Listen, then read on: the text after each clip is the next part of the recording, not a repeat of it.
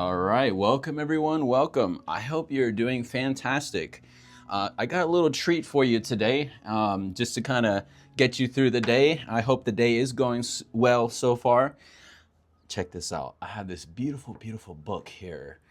Nice hardcover. I just got it. Not a sponsor. Um, this is another beautiful soul in the collective has created this book. You can find her, and her name is Miss Jhadina. I hope I said that right. Nuggets of Divinity. It's an oracle book that she has created. So let's go ahead and check it out for yourself and see what message lies in here for you. Okay? All right, without further ado, let's get cleansed. All right, got here. All right. Thank you, universe, for this day and this time. Whoever stumbles across this message, whether now or later, this is a timeless reading, so I hope that this message will help someone or someone's in the journey. Thank you, universe. This area is cleansed. Now, let's get started. All right, so with the oracle book, well, I believe that's how she's treating it, as like an oracle book. Such a beautiful thing. So let's see what message we have here for the collective, okay? And 1, 2, and 3. Oh,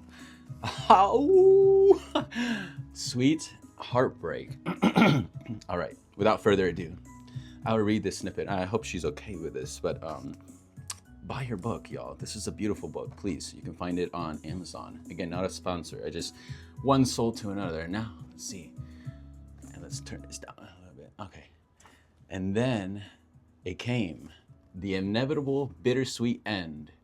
We knew that the day would come, and although we traveled far and wide with arms outstretched, running from this very moment, waiting to grasp onto a non-existent love, this was always meant to be. We were never made to last, always made to break, to deteriorate over time. Wow. Who knew that a story as great as ours would end in such tragedy?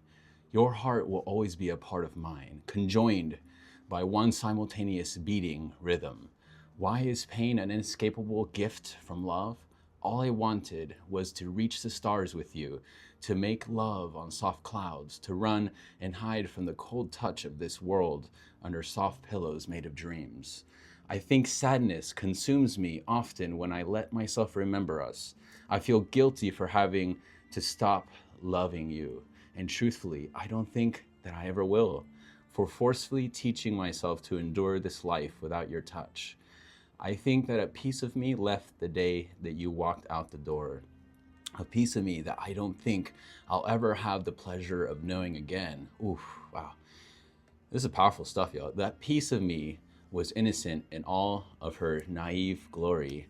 An innocence that was unafraid to laugh and play in the rain, to dance in the mud. Now I feel cold, like my magic. My essence is still very much there, and I am finding and discovering myself every single day.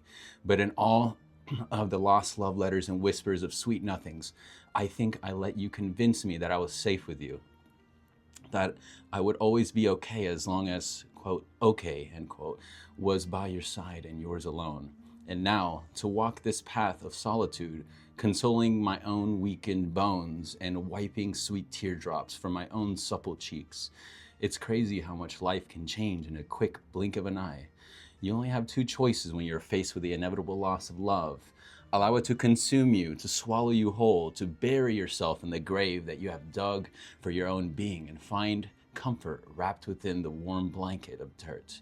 Lay there, wallow away in the pit of your own despair, allowing it to turn you callous, to shrivel your heart into a single grain of sand, to vow to never love again, to never let yourself be seen again, to never truly see another again, to walk through life spilling the blood from the wounds of another onto everyone you meet, spreading that parasitic dose of pain. Wow.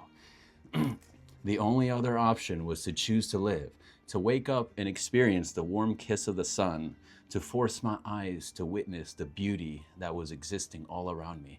Because although I was consumed by a vision clouded with pain, and the small glimmers of clarity I could find, there was love, there was hope, but only if I decided to go looking for it. I made myself a promise that night to never again allow myself to wither away at the hands of another person's love. I did everything in my power to play with my own head, to trick myself into seeing the light at the end of the eternal tunnel. I had no other choice. You see, I have allowed pain for my 26 years of living to swallow me whole. It ripped the pen straight out of my own fingers as I gave it the power to write my story for me. I found a home in my own victimhood. It felt safe there in the somber, murky waters. I think when pain is all you know, pain becomes comfortable. It becomes your greatest friend that comes to console you on nights of solitude and isolation. It burns you alive, but in the burning, you find comfort in the warmth. You fall in love with the scent of your own blazing skin. As its flames consume you, the ecstasy of being burned alive begins to creep in. I honestly don't know of another way to describe it. It becomes your very own beautiful tragedy. But coming from someone who once made love to pain, take it from me, although pain comes from bearing the beautiful gift of life, of depth and experience. Pain is not a place to make a home in, for it will consume you if you allow it. Pain will make you feel love like no other and allow you to wallow in your own despair. But there's so much more to life than suffering. And although to suffer, for some, brings much comfort, so does hope. So does happiness. You see, we must not try to live with one and not the other, for they both have a significant role in our lives. But it's just that, learning how to balance the best of both worlds, allowing yourself to swim through murky waters and sit in them momentarily when you must, but always continuing to swim, always continuing to flow with the waters of life, to dip in and out of the water and allow the sun to kiss your lips as you come up for air, while shutting out the world as you embark on your journey back into the depths. One thing I know for certain is to never stop swimming for more than just a moment. Real quick, that Finding Nemo just came into mind. Just keep swimming. Anyways, don't try to stand. And whatever you do, don't fight the current. When you allow yourself to flow, to be carried by the waves, you will inevitably end up in the arms of exactly where it is you are meant to be and who it is you were always meant to become.